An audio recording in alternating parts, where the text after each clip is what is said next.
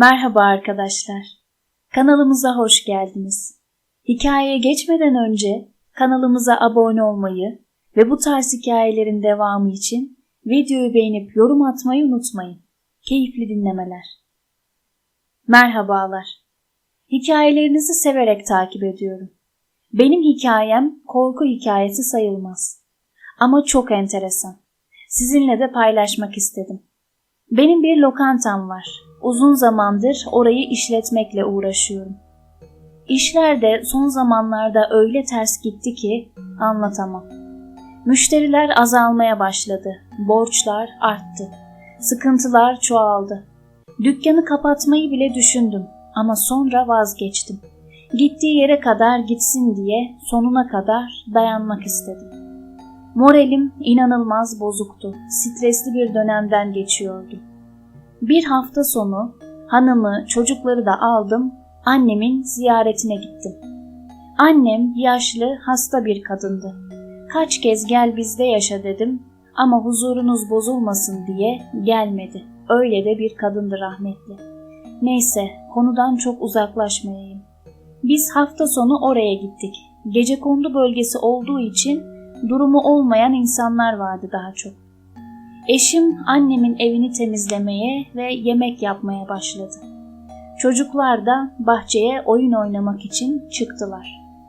Annem bir durgun geldi bana. "Ne oldu anne, bir derdin mi var? Söyle oğluna" dedim. "Ah yavrum" dedi. 2 ev öteye dul bir kadın taşındı. Durumu hiç iyi değil.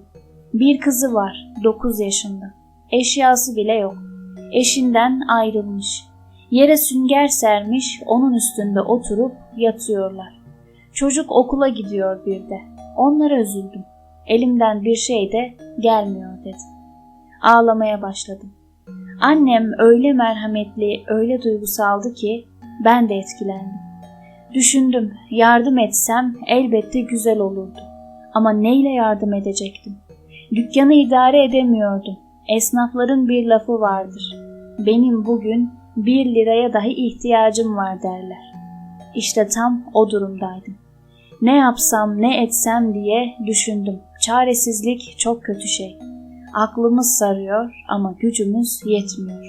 "Üzülme sen anne" dedim. "Sen bana evlerini göster. Belki bir faydamız dokunur." Dışarı çıktık. Tarif etti, evi gösterdi. Sonra dışarıdaki masaya oturduk. Annemin gösterdiği o evin kapısı açıldı. İçeriden bir kız çocuğu çıktı. Elinde bir defter, bir kalem. Oturdu yere bir şeyler yazmaya başladı. "Bu kızı mı anne?" dedim. "Evet" dedi. "Anne" dedim, "gel seninle beraber gidelim. Benim şimdi kadının evine tek gitmem olmaz. Yanlış anlar, çekinir. Seninle gidelim de soralım neye ihtiyacı varmış" dedim. "Olur" dedi annem. Gittik kadının evine. Küçük kız kapıdaydı. "Merhaba, annen evde mi?" dedim. Kafasını salladı. Tıklattık kapıya. Az sonra 30'lu yaşlarında bir kadın açtı kapıyı.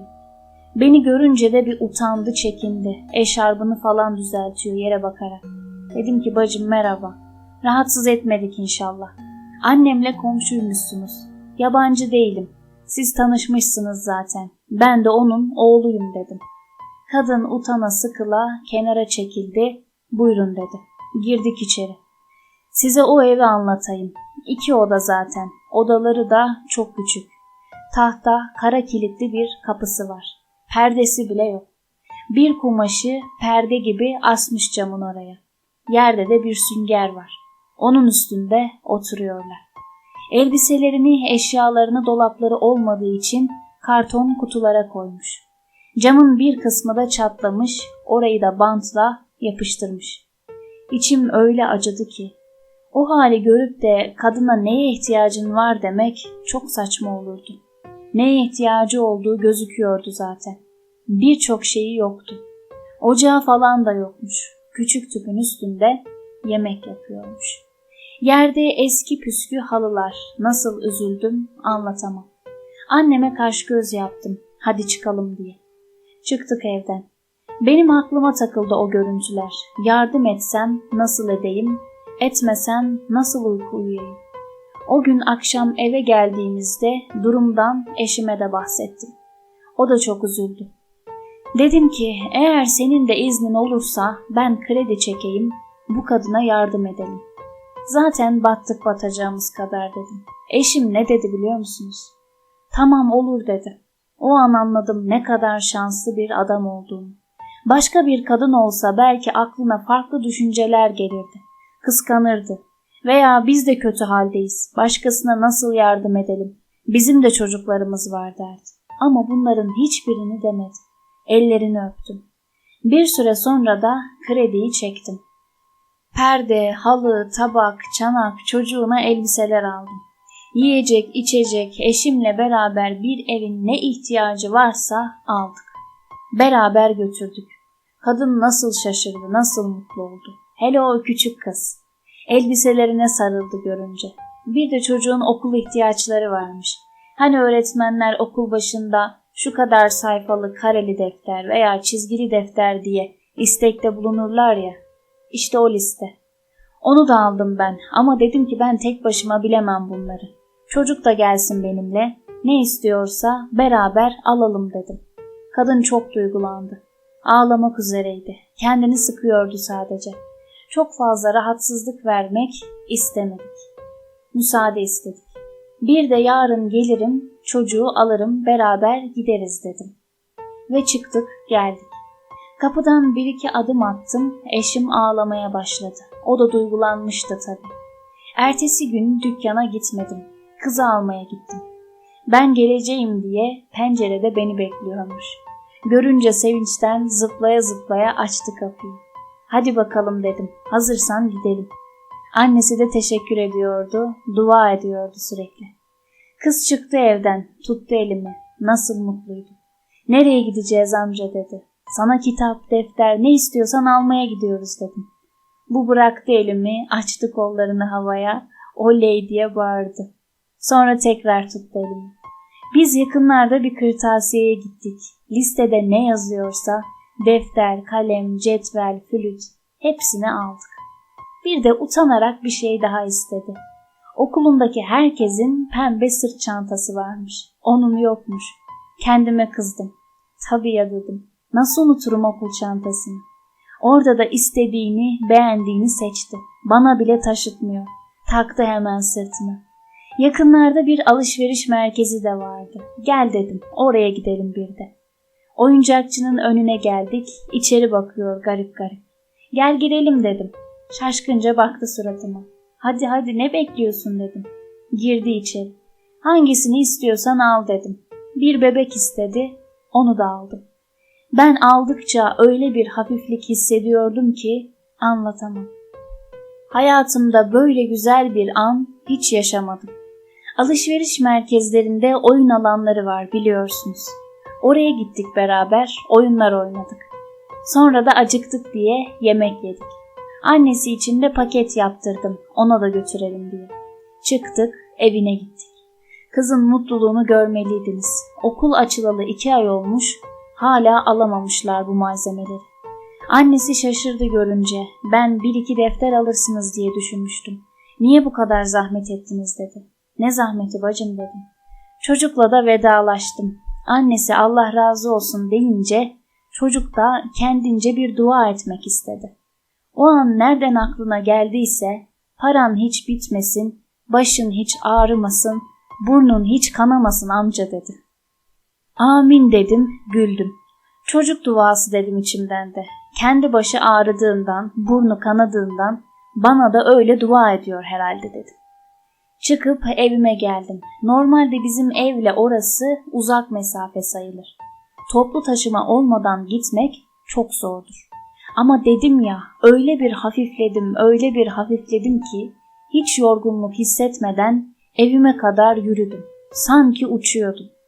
Aradan 1 ay kadar zaman geçti. Biz amcaoğluyla beraber şehir dışına çıkacaktık.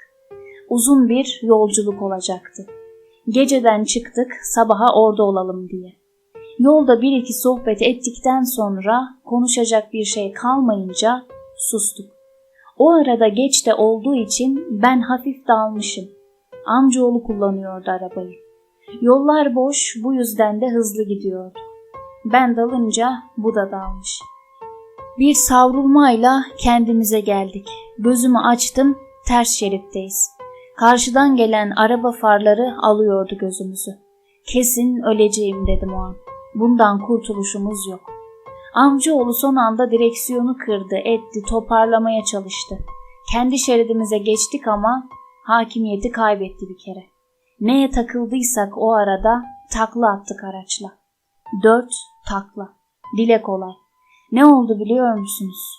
Hiçbir şey. Arabadan hiçbir şey olmadan sapasağlam çıktık. Ne onda ne de bende hiçbir şey yoktu. Az sonra polis, ambulans falan geldi. Ama baktılar ikimizde de bir şey yok. O an ben ambulanstayken dışarıda polislerin konuşması geldi kulağıma. Dedi ki polis, 4 takla atmışlar, burunları bile kanamamış. O cümleden sonra beynimde bir şimşek çaktı sanki. Tokat yemiş gibi oldum. Aklıma kızın benim için ettiği dua geldi. Kulaklarımda yankılandı. Hiç başın ağrımasın, hiç burnun kanamasın. O günden sonra işlerim de yoluna girdi. Devamlı müşterilerim olmaya başladı mesela. Her gün gelmeye devam eden. Benim hayatım o kız sayesinde düzeldi. O iyilik sayesinde düzeldi. Bizim bir tanıdığımız yaşlı bir adam vardı. Çok zengindi. Bir sürü evi, arsası vardı. Mahalledeki caminin yapılması için çok büyük para yardımı yapmıştı o zaman. Yani o yaptırmıştı o camiyi.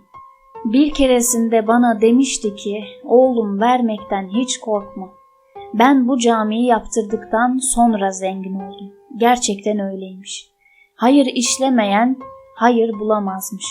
Şimdi bunları anlatıyorum ki birilerine ders olsun.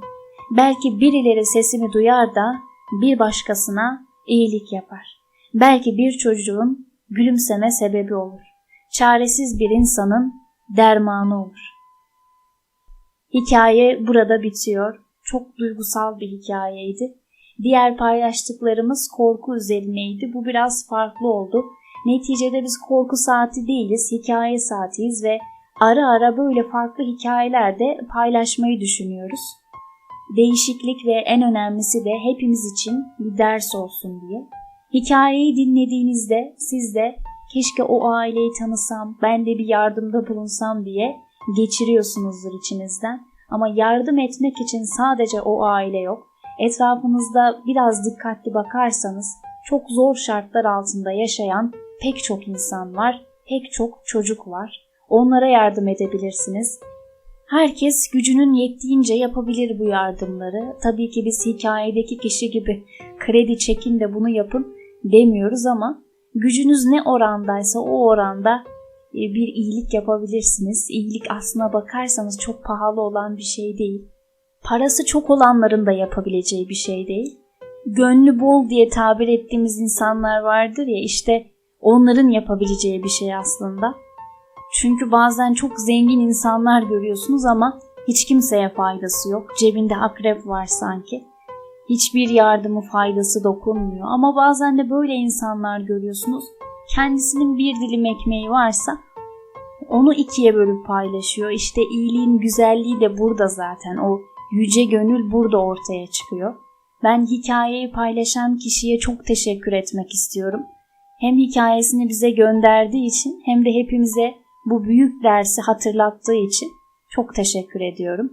Sizlerin de yaşadığı bu tarz olaylar varsa bizlere Instagram veya mail adresimiz üzerinden ulaştırabilirsiniz. Bir sonraki hikayelerde buluşuncaya dek hoşça kalın.